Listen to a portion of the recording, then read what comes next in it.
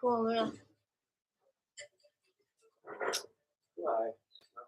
Ừ. Ừ.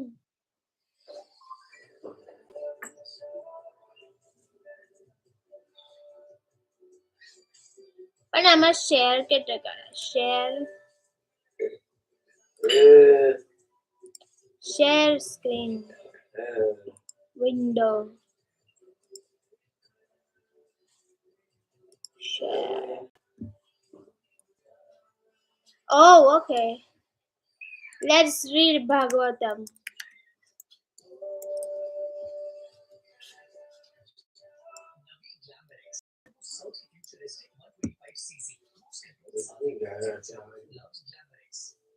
બંધ કર દે મારું ભાગવતમ રીડિંગ ચાલે હે ચાલુ જ છે તો બંધ કરો અવાજ આવે છે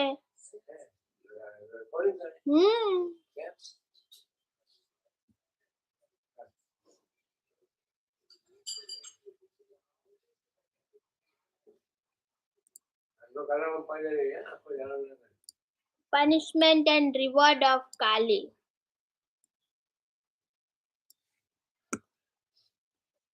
Sutta Goswami said, after reaching that palace, Maharaja Parikshit observed that a lower caste Sudra dressed like a king, beating a cow and bull with a club, as if they had no honor. The principal sign of the age of Kali is that low caste Sudra, men without Brahminical culture and spiritual initialization, will be dressed like administrators or kings. And the principal businesses of such non-Kshatriya rulers will be to kill the innocent animals, especially the cows and bulls, who shall be unprotected by their masters, the bona fide Vaishyas, the mercantile community. In Bhagavad Gita, it is said that the Vaishnavas are meant to deal in agriculture, cow protection, and trade. In the age of Kali, the degraded Vaishyas, the mercantile men, are engaged in supplying cows to slaughterhouses. The Kshatriyas are meant to protect the citizens of the state, whereas the Vaishyas are meant to protect the cows and bulls and utilize them to produce grains and milk. The cow is meant to deliver milk and the bull is meant to produce grains.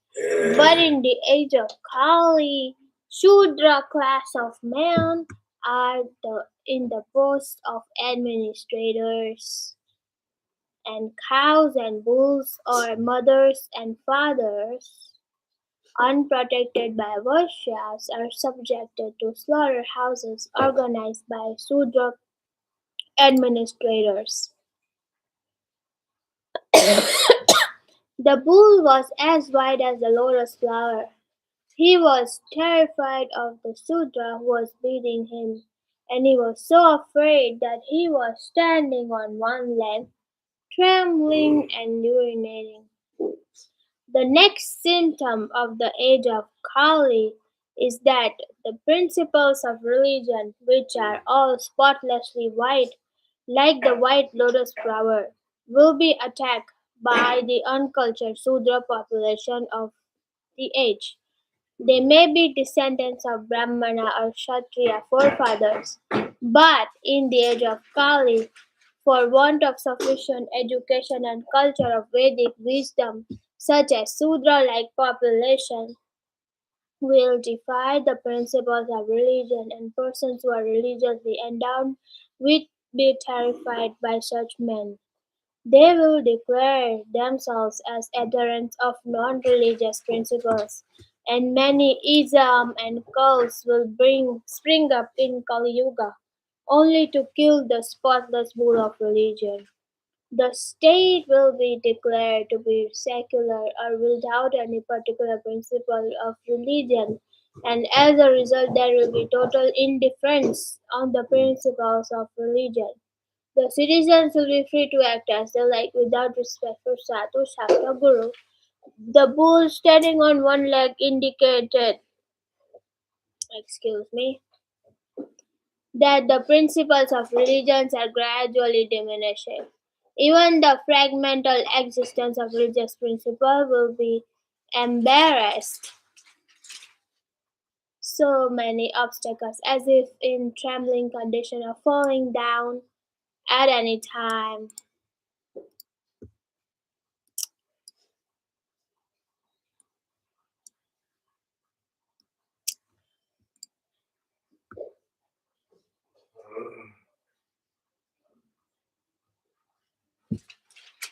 Oh no, अटकी घी उतार लीजिए.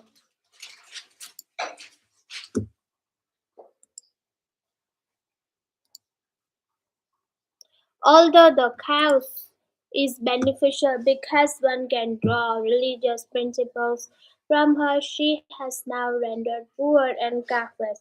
Her legs were being beaten by a Sudra. There were tears in her eyes, and she was distressed and weak. She was hankering after some grass in the field.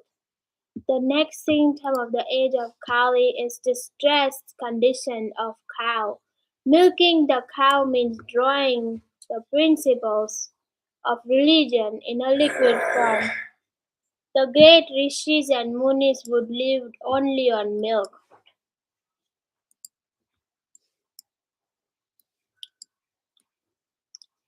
Srila Sukadeva Goswami go to a householder while he was milking cow, and he would simply take a little quantity of it for sustenance. Even 50 years ago, no one would deprive a sadhu of a quart of milk. Even every householder would give milk like water. For a Sanatanist, it is the duty of every householder to have cows and bulls as householder paraphernalia, not only for drinking milk, but also for deriving religious principles. The Sanatanis worships cow on religious principles and respects Brahmanas. The cow's milk is required for sacrificial fire, and by performing sacrifices, householder can be happy. The cow's milk not only uh, is beautiful to look at, but also gives satisfaction to the cow. So she delivers as much milk as possible.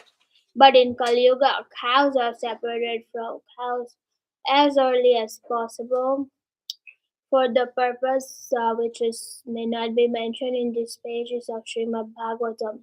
The cow stands with tears in her eyes. Sudra milkman draws milk from the cow artificially, and when there is no milk, the cow is sent to slaughter. These greatly sinful acts are responsible for all troubles.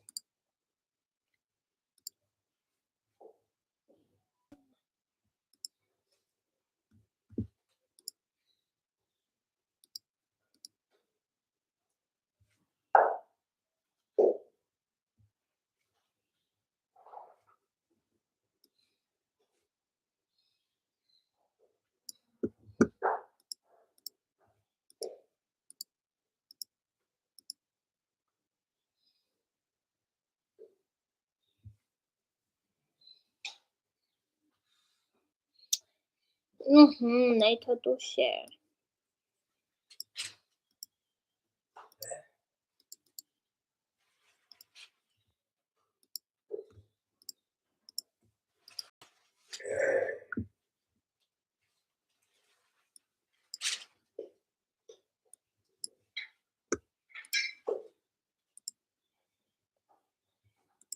I responded, in the present society, people do not know what they are doing in the name of economic development.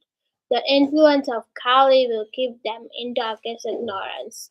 Despite all endeavors for peace and prosperity, They must try to see the cows and the bulls happy in all respects.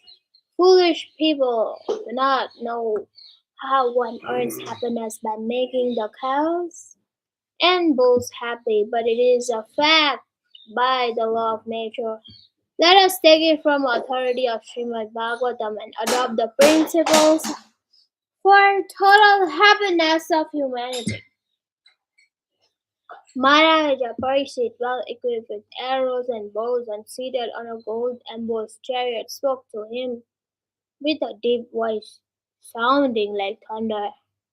An administrative head or king like Maharaja Parikshit, with full majestic authority and well equipped with weapons to chastise miscreants, can challenge the agents of the age of Kali.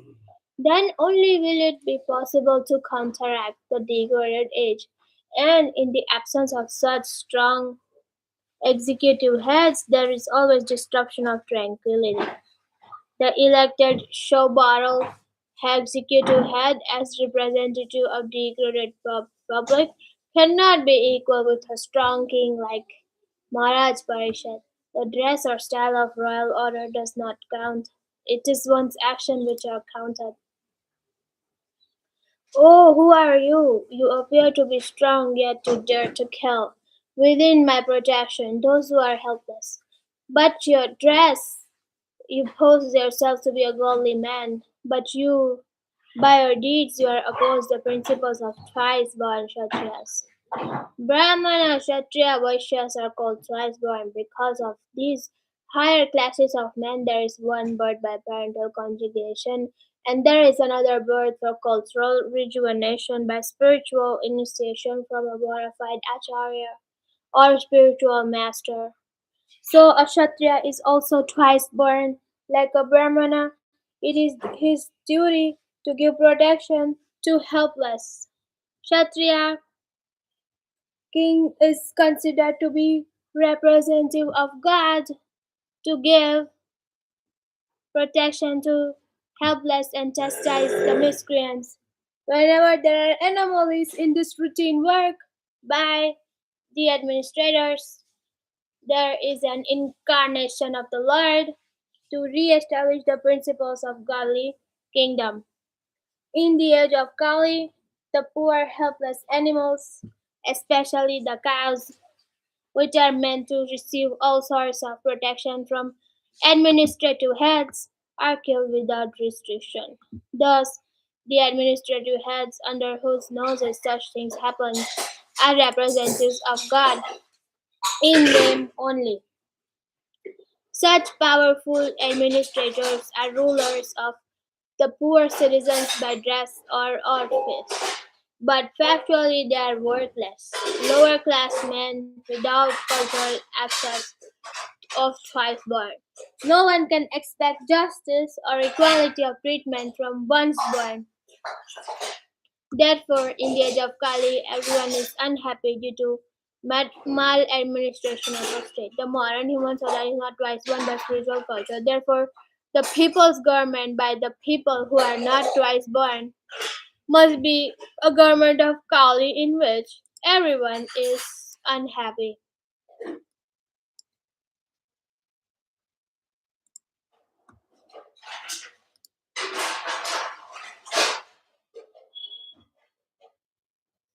You, rogue, do you dare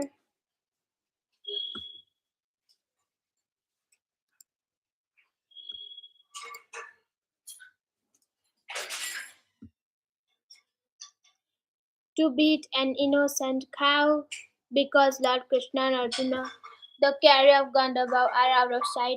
Since you are beating the innocent in a sacred place, you are considered a culprit and therefore deserve to be killed. In a civilization where God is conspicuously banished and there is no devotee warrior like Arjuna, the associates of the age of Kali take advantage of this lawless kingdom and arrange to kill innocent animals like the cow in sacred storehouses. Such murderers of animals stand to be condemned to death by the order of a pious king like Maharaj Parishit. For a pious king The culprit who kills an animal in a sacred place is punishable by the death penalty, exactly like a murderer who kills an innocent child in a sacred place. Then he, Panaja Parsit, asked the bull, "Oh, who are you? Are you a bull as white lotus, or are you a demigod? You have lost three of your legs and are moving only on one. Are you some demigod causing us grief in the form of a bull?" अंडा उठाइए.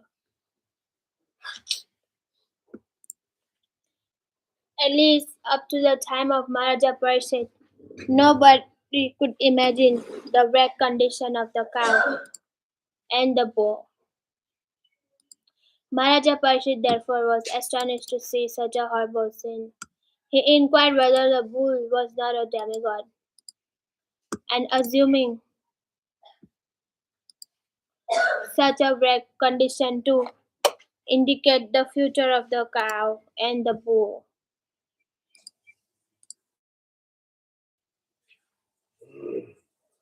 Now, for the first time in a kingdom well protected by the arms of King Kuru dynasty, I see you grieving with tears in your eyes. Up until now, no one on earth has ever shed tears because of royal negligence. The protection of life of both human being and animal is the first and foremost duty of the government. The government must not discriminate in such principles. It is simply horrible for a pure-hearted soul to see organized animal killing by the state in this age of Kali. Maharaja Parsit was lamenting for the tears in the eyes of both, and he was astonished to see such an unprecedented thing in his good kingdom. Men and animals were equally protected as far as life was concerned. That was the way in God's kingdom. O son of Surbi, you need lament no longer. There is no need to fear this low class Sudra. And O mother cow, as long as I am living as a ruler and subduer of all honest men, there is no cause for you to cry. Everything will be good for you. Of bulls and cows and all other animals can be possible only when there is a state ruled by an executive head like Maharaja Parshad. Maharaja Parshad addressed the cow as mother, and for he is a cultured, twice born Kshatriya king.